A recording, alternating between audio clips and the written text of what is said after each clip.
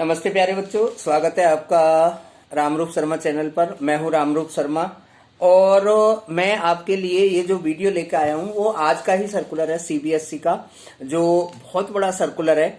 और ये जो सर्कुलर है क्लास 10th और क्लास 12th दोनों सीबीएसई बोर्ड एग्जामिनेशन के लिए है, 2021 और 2022 के सेशन के लिए। वीडियो को पूरी तरीके से अच्छे तरीके से पढ़ना, ध्यान से समझना, और इसके बाद में सब्सिक्वेंट जो दूसरी वीडियो है आपको सर्कुलर के साथ मैं दोबारा बनाता हूं। अभी मैं आपको एक समरी फटाफट से दे देता हूं, ठीक है ना। इसका नाम रखा गया है special scheme for board 2021 and 2022 for class 10th and class 12th। 10th और 12th दोनों क्लास के स्टूडेंट के लिए 2021-22 के लिए स्पेशल स्कीम ये बनाई गई है। सबसे पहला पॉइंट आप ध्यान से समझिए, ये मैं पूरे सर्कुलर की समरी आपको दे रहा हूं। सर्कुलर आपको इतना अच्छे से समझ नहीं आएगा, और आ जाएगा तो अच्छी बात है, लेकिन मैं आपको और अच्छे तरीके से समरी देना चाहता हूं।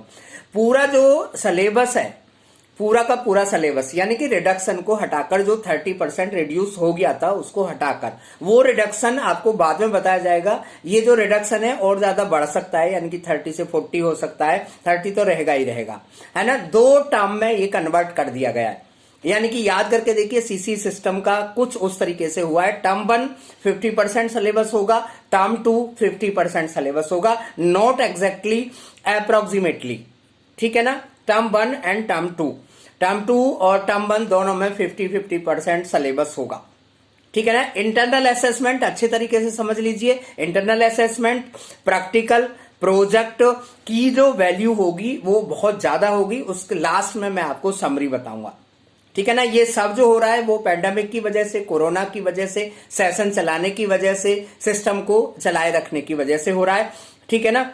बच्चों के भले के लिए ही हो रहा है, सबके भले के लिए हो रहा है, ठीक है ना। जो इंटरनल असेसमेंट है, क्योंकि उसकी वैल्यू बहुत ज्यादा है बच्चे, क्योंकि इंटरनल असेसमेंट होगा, बाकी चीजें हो या ना हो, वो कैसे होंगी कैसे नहीं होंगी भगवान करे सब कुछ हो, तो उसमें आप इन चीजों को नोट कर लो। 3 पीरियोडिक टेस्ट होंगे आपके, स्टूडेंट का एनरिचमेंट देखा जाएगा, पोर्टफोलियो देखा जाएगा, प्रैक्टिकल वर्क्स देखा जाएगा, और एएसएल लैंग्वेज में ये सब चीजें देखी जाएंगी। अब टर्म 1 का आप ध्यान से समझिए। टर्म 1 जो है वो नवंबर दिसंबर में होगा, क्योंकि सितंबर तक स्कूल खुलने के चांसेस हैं अगर सब कुछ ठीक ठाक रहा तो। पूरा का पूरा जो टर्म 1 है वो एमसीक्यू बेस पर होगा। सिंपल एमसीक्यू होंगे, केस स्टडी के एमसीक्यू होंगे, और असर्शन रीजनिंग के एमसीक्यू होंगे। 90 मिनट का पेपर होगा, स्कूल में होगा। ऑफलाइन होगा तो बहुत बढ़िया बात है, अदरवाइज ऑनलाइन होगा, ठीक है ना। 50% सिलेबस होगा, वेटेज भी इसका 50% होगा। क्वेश्चन पेपर बोर्ड से आएगा, एग्जाम स्कूल में होगा या ऑनलाइन बाय होम हो सकता है, और ये ओएमआर सीट पर आपके आंसर लिखे जाएंगे। उस ओएमआर सीट को स्कूल के टीचर या बोर्ड चेक करके आपके मार्क्स लगा दिए जाएंगे फाइनल। क्लियर बात। टर्म 2 आप समझ लीजिए, मार्च और अप्रैल में होने के चांसेस हैं। और नॉर्मल जो पेपर होगा, नॉर्मल पेपर जैसे पहले होता था, यानी कि very short answer type question, short answer type question, long answer type question, case study questions, situation based questions, और मतलब पूरा प्रॉपर पेपर होने के पूरे चांस है। या तो स्कूल में होगा या तो सेंटर में होगा। ऑफलाइन होने के चांसेस हैं, लेकिन ऑनलाइन भी हो सकता है, ठीक है। अब इसके बाद में जो इसमें इफ एल्स की जो प्रॉब्लम है वो आपको ध्यान रखनी होगी, इसे आप ठीक से समझना होगा। ये तो सब हो ही जाएगा, ठीक है ना। इफ एल्स जो है उसे आप ध्यान से समझिए, यानी कि जो पैंडेमिक की सिचुएशन है, यानी कि सिचुएशन और कंडीशनल किस किस तरीके से हो सकता है। सबसे पहला केस आप समझिए कि ईश्वर की कृपा रहे और सब कुछ नॉर्मल हो, पूरा साल नॉर्मल चले, है ना। अगस्त सितंबर में स्कूल खुल जाए और प्रॉपर पढ़ाई हो, सब कुछ ठीक ठाक हो, और तो 50% सिलेबस आपका जो होगा नवंबर दिसंबर में एग्जाम हो जाएगा, 50% आपका मार्च अप्रैल में एग्जाम हो जाएगा। अब आ जाइए जी इफ एल्स पर। सबसे पहली कंडीशन ये है कि जो आपका नवंबर और दिसंबर का जो ऑफलाइन एग्जाम है या स्कूल में जो आपको एग्जाम देना था वो आप नहीं दे पाते, यानी कि स्कूल क्लोज रहता है उन दिनों में, तो जो टर्म 1 का जो वेटेज है वो कम कर दिया जाएगा, और टर्म 2 का जो वेटेज है वो बढ़ा दिया जाएगा, अगर टर्म 2 प्रॉपरली होता है तो। यानी कि पहली कंडीशन है जब दोनों चीज प्रॉपर हो। दूसरी कंडीशन है कि जब नवंबर दिसंबर यानी कि टर्म 1 जो है वो ना हो पाए और टर्म 2 हो, तो टर्म 1 का जो 50% वेटेज था मार्क्स का वो कम कर दिया जाएगा और टर्म 2 का जो 50% है वो बढ़ा दिया जाएगा। ठीक है। दूसरी कंडीशन है आपका कि अगर टर्म 1 जो है वो हो जाता है और टर्म 2 नहीं हो पाता है, यानी कि मार्च अप्रैल में स्कूल क्लोज हो जाता है और एग्जाम नहीं हो पाता है, तो फिर सेम उल्टा हो जाएगा। टर्म 1 का जो वेटेज है वो बढ़ा दिया जाएगा और टर्म 2 का जो वेटेज है वो घटा दिया जाएगा। लेकिन टर्म 2 का वेटेज क्योंकि घटाया जाएगा, वो सब्जेक्टिव पेपर था, तो वहां पर टर्म 1 पर ज्यादा वेटेज ना देकर थोड़ा सा टर्म 1 का वेटेज बढ़ेगा, 50 से 60 हो सकता है, और ज्यादा वेटेज जो है इंटरनल असेसमेंट का हो जाएगा, प्रैक्टिकल वर्क्स का हो जाएगा, प्रोजेक्ट का हो जाएगा। तो यहां पर आप ध्यान देने की जरूरत है। तीसरी जो कंडीशन है वो ये है कि ना तो टर्म 1 हो पाए यानी कि नवंबर दिसंबर में भी स्कूल क्लोज रहे, और ना ही टर्म 2 हो पाए यानी कि मार्च और अप्रैल में भी स्कूल क्लोज रहे, तो दोनों का जो वेटेज है वो कम कर दिया जाएगा। दोनों का वेटेज 50-50 से कम कर दिया जाएगा और रिजल्ट जो बनेगा वो बहुत ज्यादा इंटरनल असेसमेंट के बेस पर बनेगा।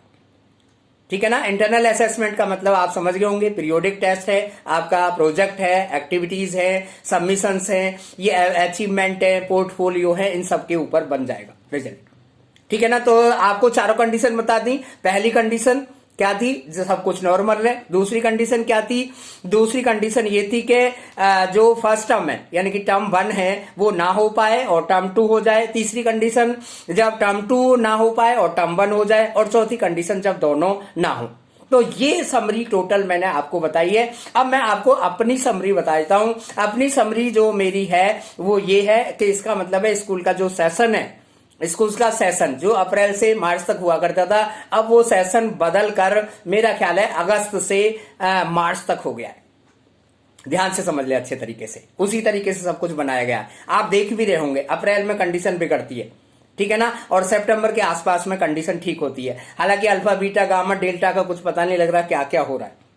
ठीक है। दूसरी जो चीज है कि कोई एग्जाम आप पोस्टपोन्ड नहीं होगा कि मार्च वाला अप्रैल में होगा, अप्रैल वाला दिसंबर में होगा, दिसंबर वाला फरवरी में होगा। उसी से दुखी आकर ये सब चीजें बदली गई हैं और अच्छा एक मूव है, बहुत अच्छा मूव है। मैं ये चीजें बहुत पहले से सोच रहा था।